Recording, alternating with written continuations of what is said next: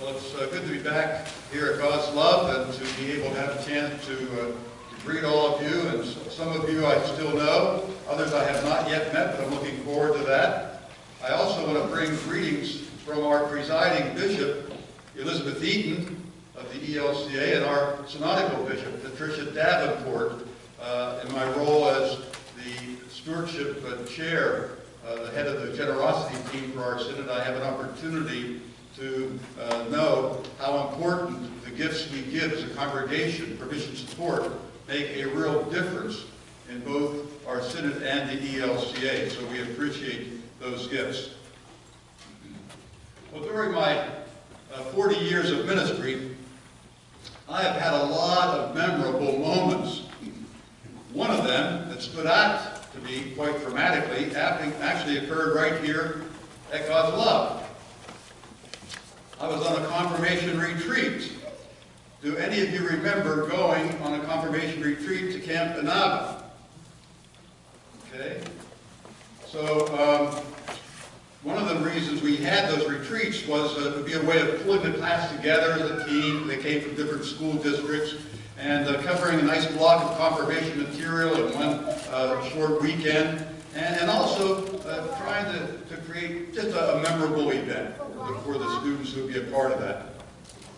And so part of what we did was to do team building with a challenge course. And the year that sticks out of my mind was when we were on a challenge course and we went to a station called the Trust Ball. Have any of you done a trust ball or a faith ball? Okay, so what is that? What is a trust ball? Tell me what it is. Yeah. Okay, so you turn your back to a person, and then you just fall back, and you hope they're going to catch you, right? And if you really have a lot of trust in somebody, then your legs are going to stay straight. You're just going to fall back. And if you don't have quite as much trust, you maybe bend your knees a little bit because you're not sure they're going to catch you. And then if you're really nervous about the person catching you, you might even put your hand down to catch you, right? So it's a test of your faith. But at Camp Inaba, they have what I call the Emerald Lagasse of trust balls. Bam! Gonna take up a line. They had a 4-foot platform. You would climb up about 3 or 4 steps and stand on a 4-foot platform and turn your back and then fall and hope that 8 classmates would catch you. Now that's pretty good, isn't it? That's talking about really having trust in 7th and 8th graders catching a classmate. I wasn't too worried because a part of that 8 people were the camp director and myself in the middle. Okay, so I knew that, you know, if the kids just put their heads down, we could still catch them, right? But then they wanted me to do the trust ball.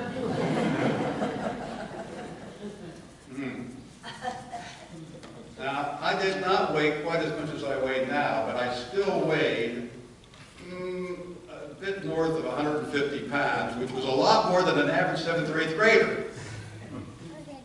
And now there's only one adult there. But I have to tell you, I climbed up the steps, I did a lot of praying, and I fell backwards, and they caught me. That taught me a very important lesson, because I realized faith is not believing that somebody can catch you. Faith is when you start to fall back, that they will catch you. Faith is not a belief, it's an action. They did catch me. That's relief. So, when the widow of Zarephath was told by Elijah to bake a small loaf of bread out of her very meager amount that she had to think, why in the world would I trust this guy who's a stranger? Just walks up to her for no apparent reason, although he was told by the Lord to choose this particular person. And to ask her, to have the audacity to ask her to take a bit of small meal that she had and bake him a loaf first, and then use the rest for herself and her son, with the expectation that was all they had, they're going to die. Faith occurred when she started to bake the loaf for Elijah, trusting that somehow it was going to be okay to share even out of her meager resources.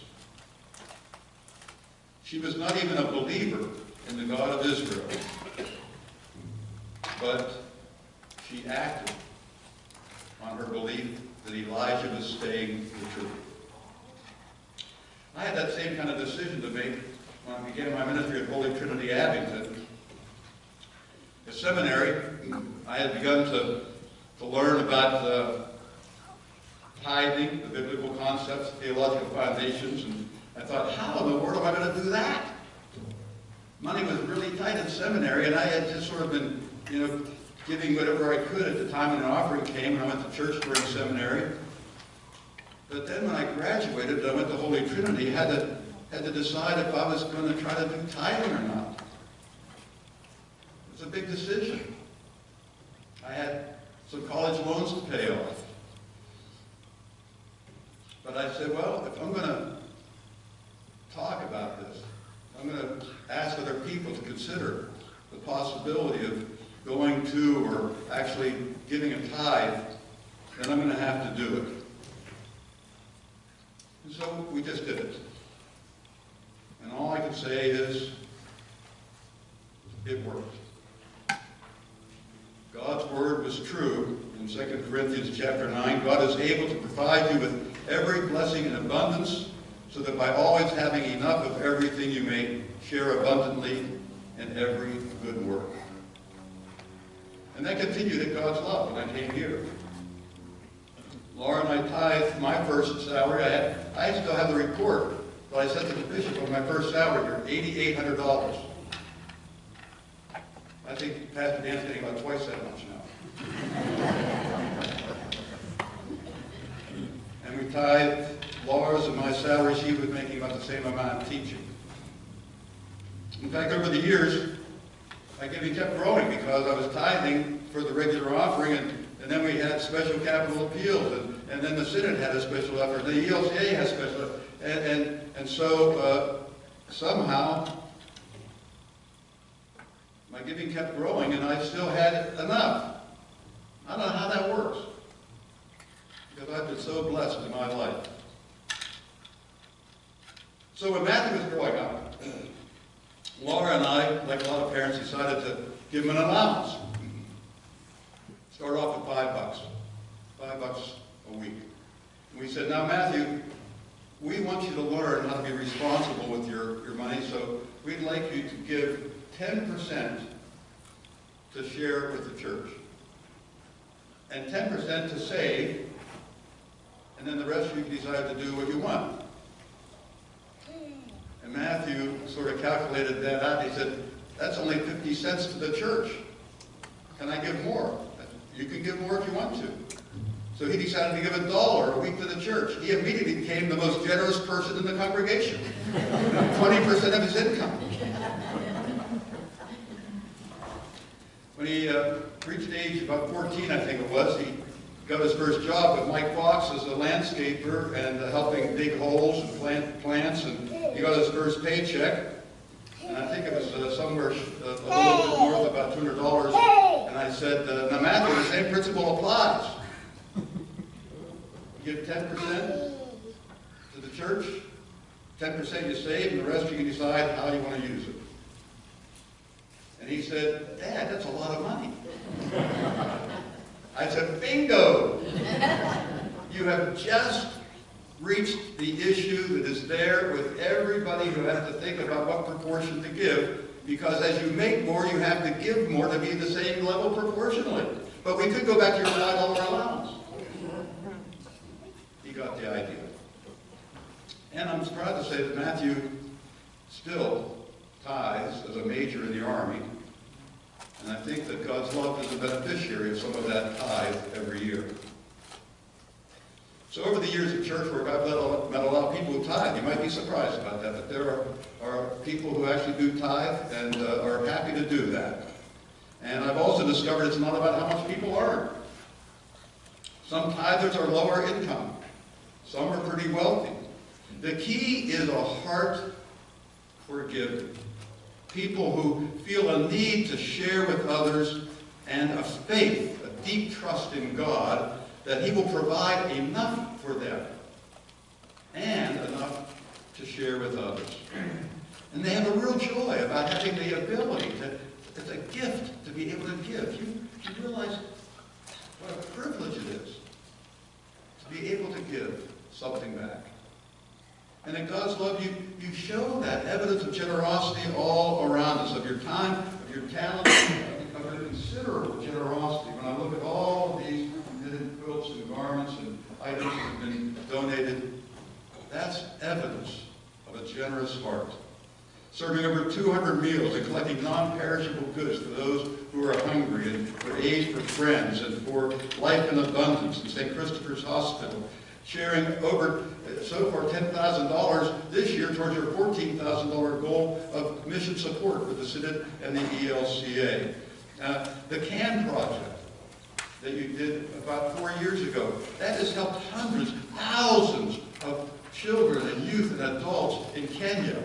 And I understand you're having a mission trip coming up to Jamaica to learn more about it, see more about the possibility of another CAN project. That's the kind of effort that I want to encourage you to continue. And if you can go on that trip, to go on that trip, because it will change your life to see what's happening with a simple shipping container that you transform into a classroom or into a medical office building. And there are some things you might have forgotten about over the years. God's love initiated the Lutheran Charities Bike-a-thon. Nancy Wiseman, before she was ordained, and before she went to seminary, was ordained, decided she'd like to go biking, and she wanted to go biking for Lutheran Charities. So a group of us biked down to the Jersey Shore and had other members of the family meet us there, and then had a picnic, and we rode back in the cars. And some other churches heard about that, and we said, well, why don't we get other churches involved? And it began to evolve. Initially, we were going to the shore, but then we went up to Muhlenberg College and back over 2 days. Over 2 days. And that continued to evolve, sometimes at the Valley Forge Park, going circuits around the track, and evolved to different courses that were mapped out over time. And that's something I remember when I was at Reformation, looking forward to the bike-a-thon to see Eric Foster and some of the members of God's Love to help with the biking. The spirit of innovation and generosity are in the DNA of God's Love Lutheran Church. And that's really what Consecration Sunday is all about. It's about dedicating ourselves, again, our time and our money to God, who gave us everything, even His Son. God is the beginning and the end of generosity. That's what the widow of Zarephath learned when she baked that loaf of bread for Elijah. God is the beginning and the end of generosity, for the meal never ran out. The oil cruse never got empty. And those who recognize that reality, who understand that God has done this because we have responsibility for God's mission in the world, and we need to give something back towards that mission. And so I want to be able to say thank you in a tangible way for the way that you embrace that mission. And I'm asking you to make a commitment of your time and some of your giving, once again, based on the faith that God is going to provide enough for you and for your family and for your needs to help others. And today might even be the day where you decide to do a faith ball. Getting up on that 4-foot platform and deciding, I'm going to do a tithe and trust that God will catch you. Amen. Amen.